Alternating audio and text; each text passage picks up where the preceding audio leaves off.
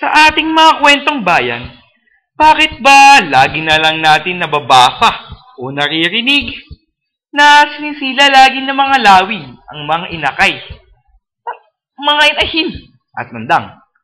Nakakatawa, di ba?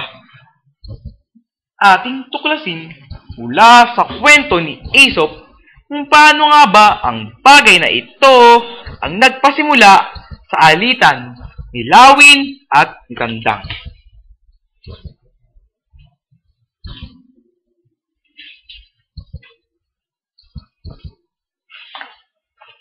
Noong unang panahon, si Tandang at si Lawin ay magkaibigang matalik.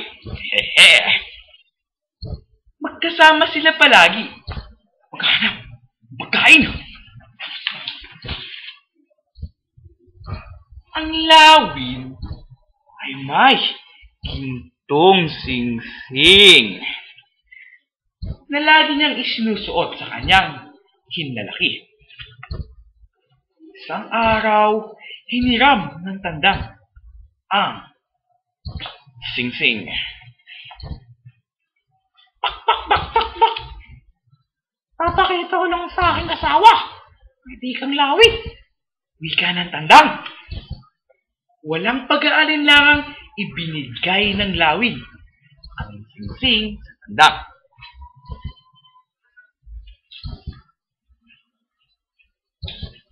Pagdating ni Tandang sa kanyang tahanan, tuwang-tuwa ang inahing manok nang makita niya ang singsing na dala ng Tandang.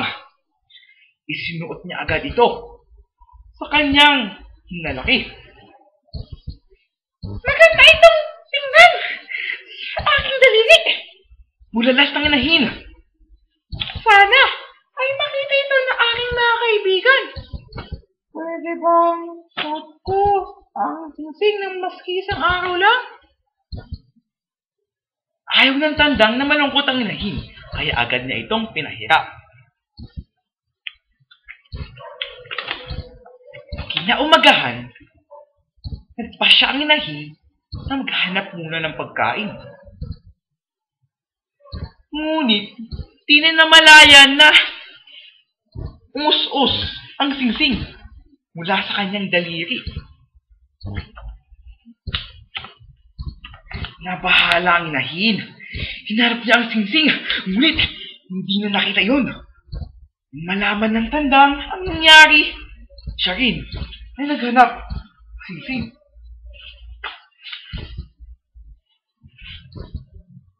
Ngunit, sa kasamaang palad, di na nila nakita uli ang singsing.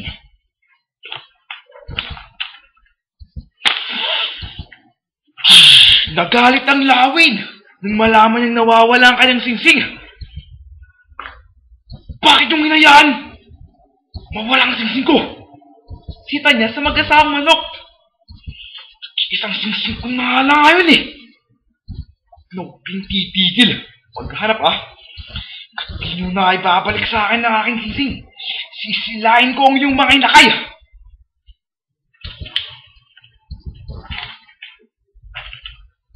Nabahala mag-asawang manok sa banta ng Lawin.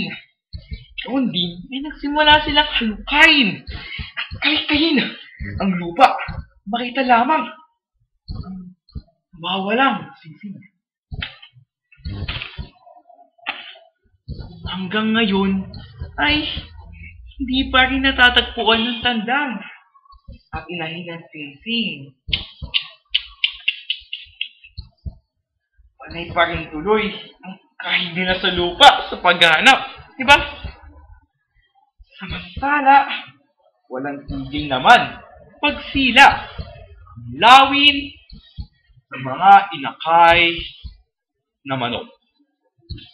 Sana ay natutuhan natin dahil sa kwentong ito na laging alagaan ang mga bagay na hiniram at ibalik ang mga ito sa may-ari sa kaparis na kalagayan ng ipahiram sa iyo.